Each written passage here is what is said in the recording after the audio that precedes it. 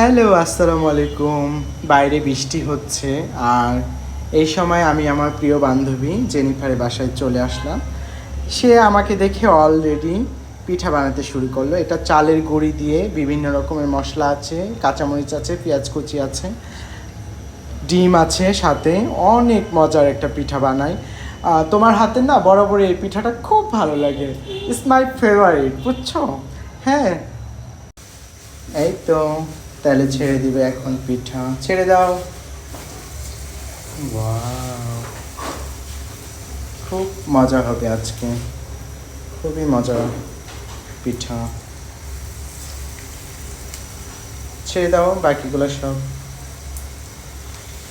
দেখো তোমার রান্নাটা সাবধানে। ব্যাস, আর দিও না। খাবার দেখলেই তো ভালো লাগে মামা। আর কত খাবো মামা? বিসমিল্লাহ।